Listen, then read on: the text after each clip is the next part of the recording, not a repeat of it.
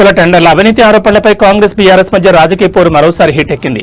ఒకరిపై ఒకరు సవాళ్లు ప్రతి సవాళ్లు విసురుకుంటూ మాటల యుద్ధం నడుస్తున్న వేళ మాజీ మంత్రి హరీష్ రావు ఫోన్ కాల్ చుట్టూ ఇప్పుడు కొత్త రాజకీయం దుమారం మొదలైంది.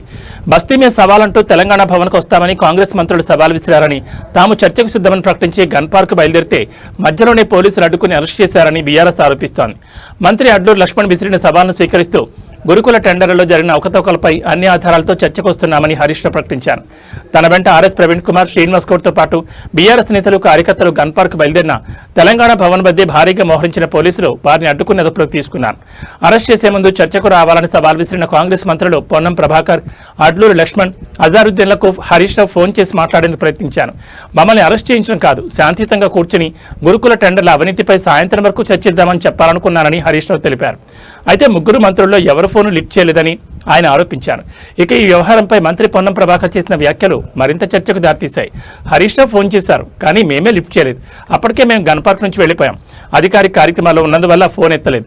వారిని పోలీసులు అరెస్ట్ చేస్తే మాకేం సంబంధం అని ఆయన స్పష్టం చేశారు. అయితే సీఎల్పీ సమావేశంలో హరీష్ రావు ఫోన్ వస్తుండగా ఎత్తొద్దు అంటూ మంత్రులు పరస్పరం చెప్పుకున్నారని అక్కడున్న మీడియా ప్రతినిధులు గమనించినట్లు ప్రచారం జరుగుతోంది. ఇదే ఇప్పుడు రాజకీయ వర్గాల్లో హాట్ టాపిక్గా మారింది.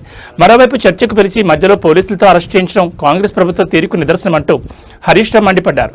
తాము కొట్లాడడానికి కాదని, ఆధారాలతో నిజాలు బయటపెట్టడానికి వచ్చామని, కానీ కాంగ్రెస్ ప్రభుత్వం చర్చను తప్పించుకుని పోలీసులను అడ్డం పెట్టుకుందని తీవ్ర విమర్శలు చేశారు. ఇప్పుడు ఈ మొత్తం వ్యవహారం తెలంగాణ రాజకీయాల్లో తీవ్ర చర్చనీయాంశంగా మారింది. చర్చకు సవాల్ విసిరింది కాంగ్రెస్ మంత్రులైనా, అయితే హరీష్ రావు ఫోన్ ఎందుకు లిఫ్ట్ చేయలేదు, నిజంగా చర్చకు సిద్ధంగా ఉన్నది ఎవరు, రాజకీయంగా వెనక్కి తగ్గింది ఎవరు అనే ప్రశ్నలు ఇప్పుడు హాట్ టాపిక్గా మారాయి.